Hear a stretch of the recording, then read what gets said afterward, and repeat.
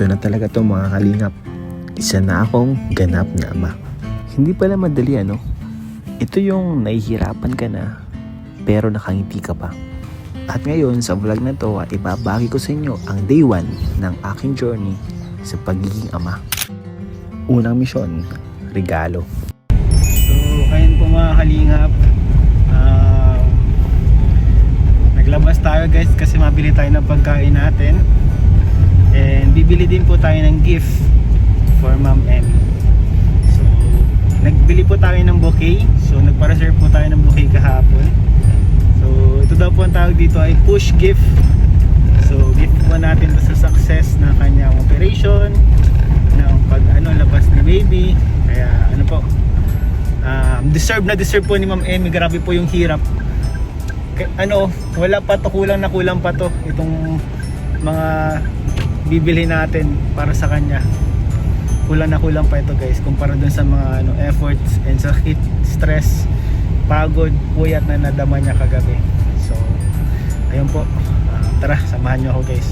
Simple lang, surprise. So ayun guys, na-pick up na po natin yung mga nabili po natin dito sa SM Diet. So diretso na tayo, kunin natin yung bulaklak. Ayan na po yung bulaklak. Ayan na po, ang ganda po. Salamat po. Puno na. The surprise!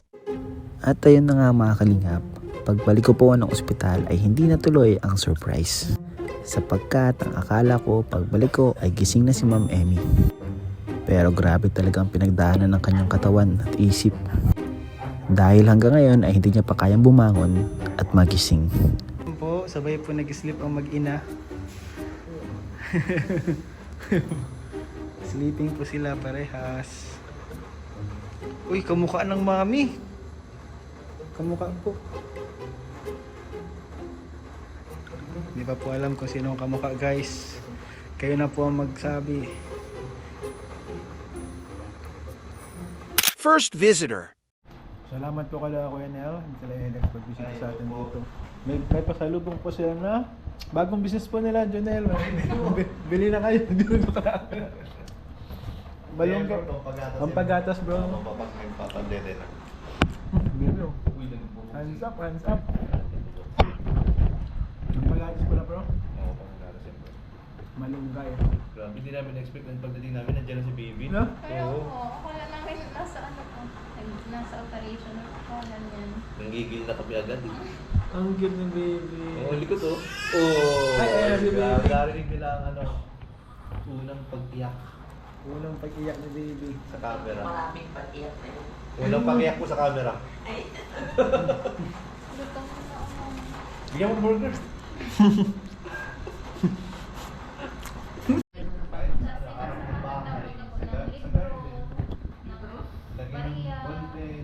Eh, may gayon, hindi ko alam yun.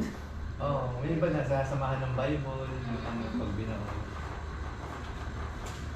O kaya encyclopedia no, para matalino. Wala naman sa amin babaunan ng maraming lupa. Sa amin lang lagyan mo ng encyclopedia, di na yan makaibaon doon.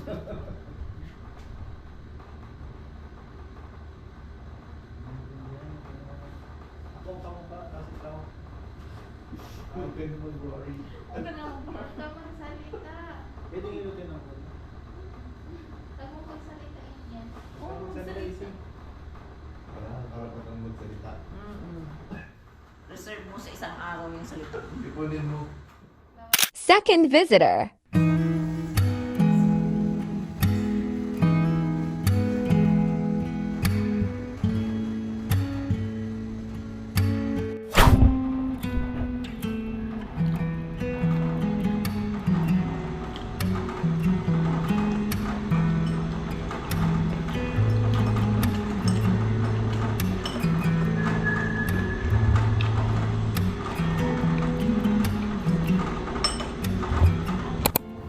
Kinagabihan nga mga kalingap, kami nilang dalawa ni Emmy ang magkasama sa ospital.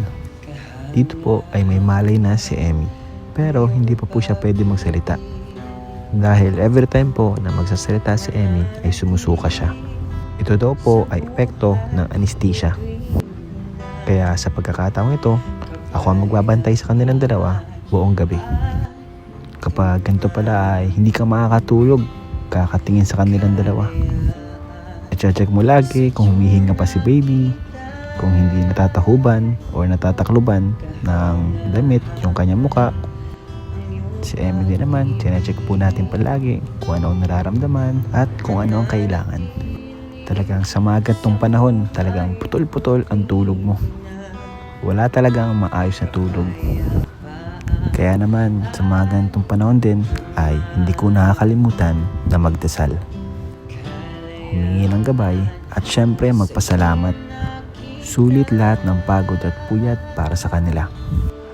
Ako ay aawi sasamba,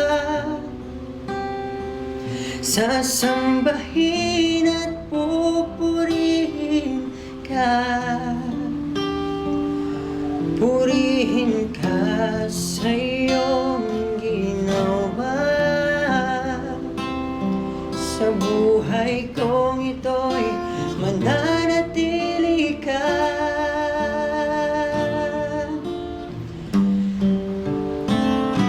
Ako ay awit sa iyo.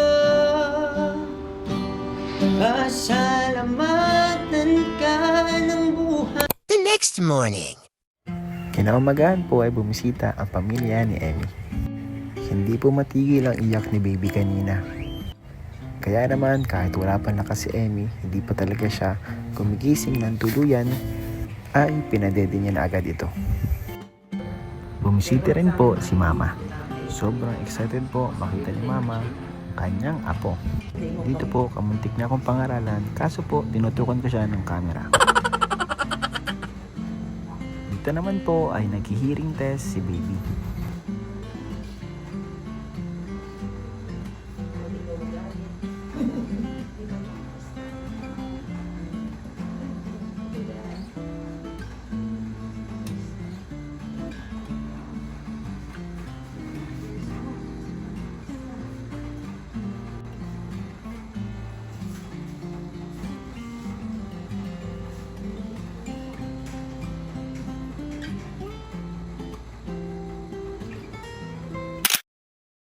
So yun mga kalingap, meron po tayong surprise talaga kay Emmy, kaso hindi na masyadong surprise guys, kasi nung una niya po makita ay ano pa po siya, talagang walang malay pa.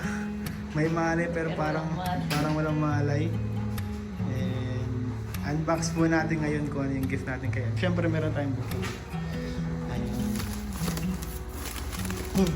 Fresh flowers po to guys. Fresh flowers po to. White, pink, yellow, roses, and carnations ata to. Ayan. Ayan si baby po, tulog po.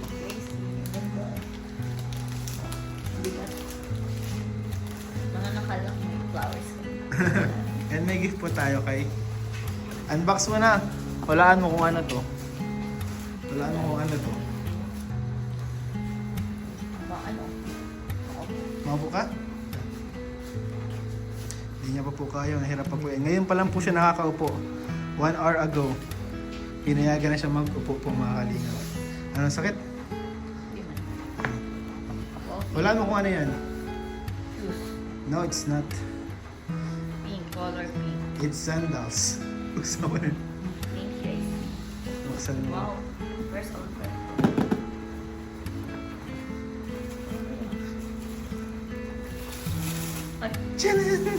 Wow! Bunga. Kulay pink. Kulay pink yan. Pwede na magsuot ng ano. Medyo mataas. Kapag magaling ka na niya na ano, pwede na ngayon at ano ka na, hindi ka na buntis. Kaya nga. Ayan. Kailangan mo kong isuot. Ayan o. Kasi, Ha? Masikip? ano to? 30. Size 6 yan. Baka pag lumaki. Ano yan? Magkakamaga ka pa din Sa siguro. bagay, o nga pala. Feeling. Lalo sa pagpuntis. Kaya nga pala. Guys, ganito. Ayan, meron ba tayong isang gift?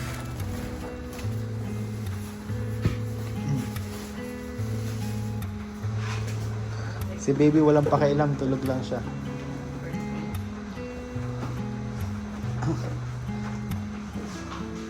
Ako na mano yan. Sakit?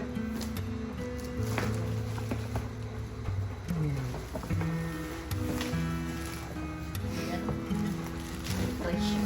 May presyo.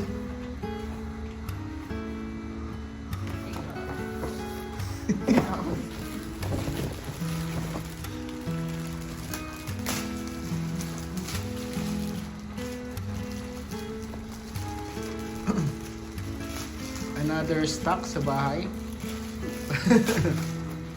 On display. Ay, wow.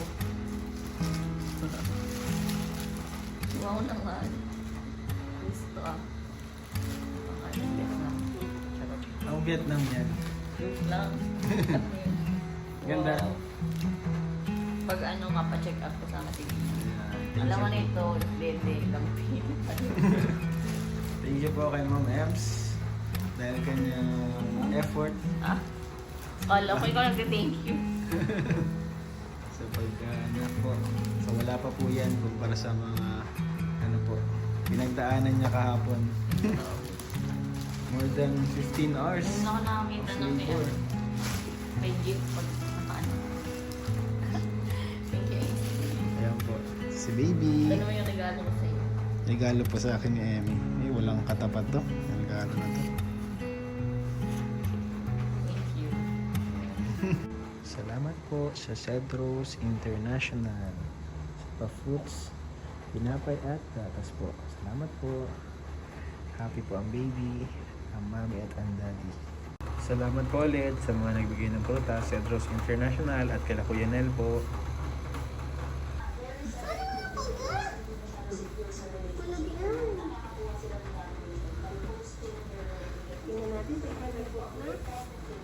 Eh baka nag-poop na naman.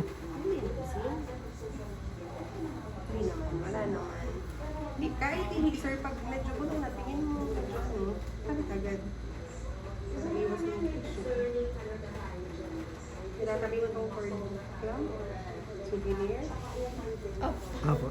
Ibigay ka lang, ibigay.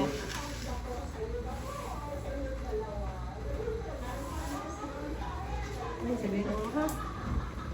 Kailangan yun ng alcohol. Siya na po ma'am, may stereo na po to.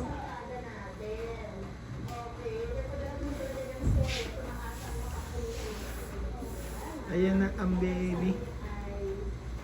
Pag ako'y baka mapauwi ko itong puso dahil Iyo. nagkahabol ako dyan.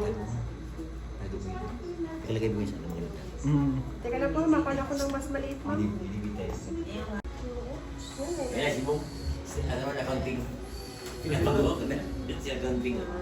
Kasi sabi ko na, hindi na. Ayos mo. 51 pa, hilig mo yan. Congrats.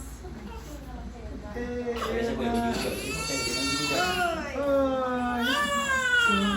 Ayan na. Salamat po. Ayan po. Dapat makita ko yung mukha ko sa vlog. Dapat makita ko sa remote ko sa vlog. Ayan po, salamat po. Sige po. Thank you po.